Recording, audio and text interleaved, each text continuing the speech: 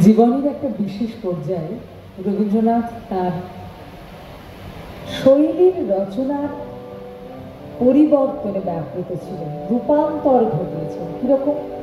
কখনো গল্প ভেঙে নাটক, কখনো কাব্যনাট্য বা গদ্যনাট্য ভেঙে নৃত্যনাট্য, কখনো সনেট ভেঙে গান তৈরি করছেন, কখনো কবিতার গীতায়ন, কখনো গানের কবিতায়ন।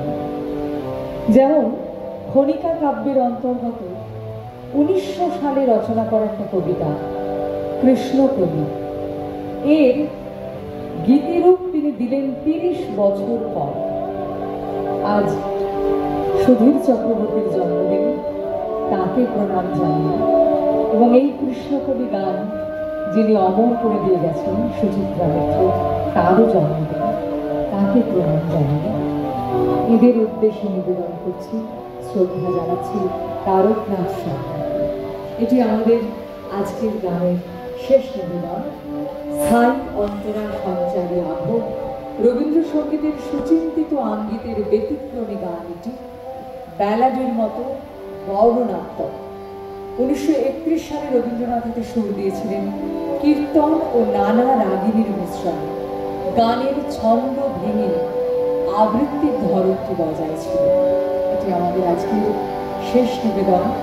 সুচিত্রা মিত্রকে প্রণাম জানিয়ে, সুধীর চক্রবর্তীকে প্রণাম জানিয়ে আমি একটা কথা বলি, এই গানটা কিন্তু তালবদ্ধ ভাবেই কিন্তু স্বরলিপিতে আছে 4 নম্বর। এই মুক্ত ছন্দটা কিন্তু স্বরলিপিতে নেই, অর্ধ ছাঁপে।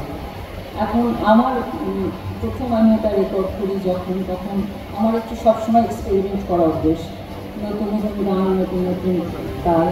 তো বনগাঁতে আমি গান গাইতে গেছি একটা মেলাতে, তো ওখানে আমি এই অর্ধ ছাপে কৃষ্ণকলি দিয়েছি। শেষ হবার পর বয়স্ক মানুষ, তিনি নিশ্চয়ই ভীষণ বিদগ্ধ একজন, তিনি আমাকে ছাতা নিয়ে মারতে এসেছিলেন যে এখানে বাঙালি ভাষায় বলছেন, এখানে ঠাট্টা করছো রবীন্দ্রসঙ্গীত তুমি এইটা একটা কৃষ্ণকলি, এটা কৃষ্ণকলি। আর আমি খালি বলছি, আপনি দেখুন 13 নম্বর স্বরলিপিটা দেখুন। আরে কি স্বরলিপি 13 নম্বর? আমি শুনেছি এটা হেমন্ত মুখার্জি গিয়েছেন, সুচিত্রা মিত্র গিয়েছেন, আপনি ওখানে কি হচ্ছে? আর আমার যারা মিউজিশিয়ানস ছিলেন তারা বলছে ওই দিদি, আমি খালি বলছি কি 13 নম্বর স্বরলিপিটা দেখুন। বলছে দিদি আর কথা বলবেন না, চলুন চলুন চলুন, পালাম এখান থেকে। এক্সপিরিয়েন্সটা আছে। আজকে ভেবেছিলাম যে ছাতার বাড়ি খাই, যাই খাই ওইটা গাইব, কিন্তু আমি যেহেতু আজকে ওনার জন্মদিন, আমাদের মানে সুচিত্রা মিত্র বলতে কী বলবো, ওনাকে তো ভীষণভাবে চিনতাম, খুব পরিচিতি ছিল, ভাবলাম তাহলে এই অ্যাডমিট করে পারি।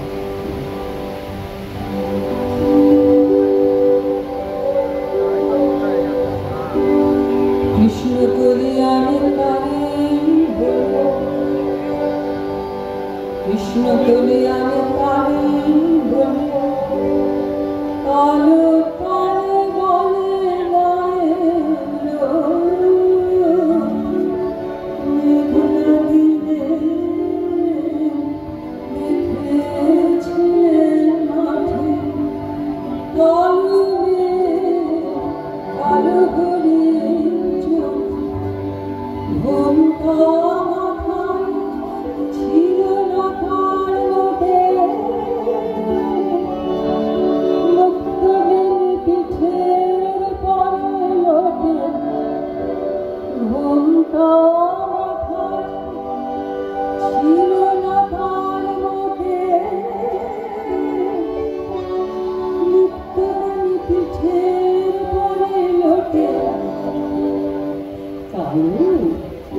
কাশে যতে আলো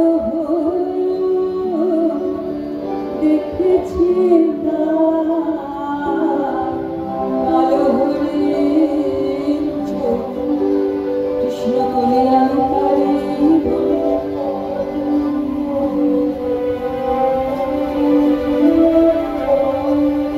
ঘন নদী আধার গুলো দেখে রাত্রি ছিল শ্যামল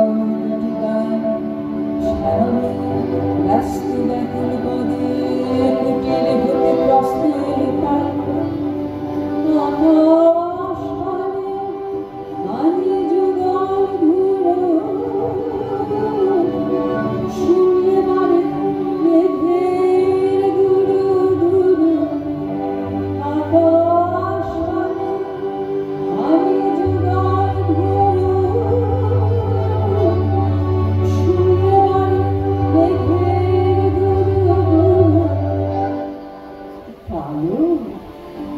ঘাসে হাতে কালো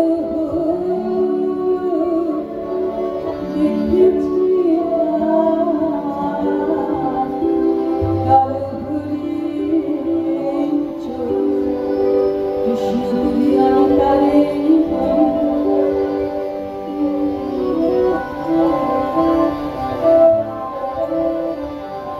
দূরে বাতাস এলো হঠাৎ ধানের খেতে এনে গেল ঢেউ মাঠের ধারে দাঁড়িয়েছিলেন মাঠের মাঝে আর ছিল না কেউ আমার কানে দেখলে কি নাচে আমি জানি আর জানে সে কালো ঘাসে হাতে কালো দেখেছি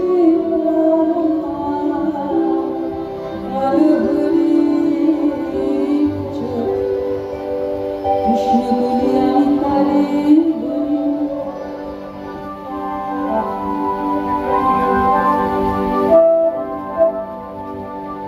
এমনি করে কালো কাজল জ্যৈষ্ঠ মাসে আসে শান কোণে এমনি করে কালো তোমার ছায়া আষাঢ় মাসে নামে তোমার এমনি করে শ্রাবণ রজনীতে হঠাৎ খুশি ঘনিয়ে আসে কালো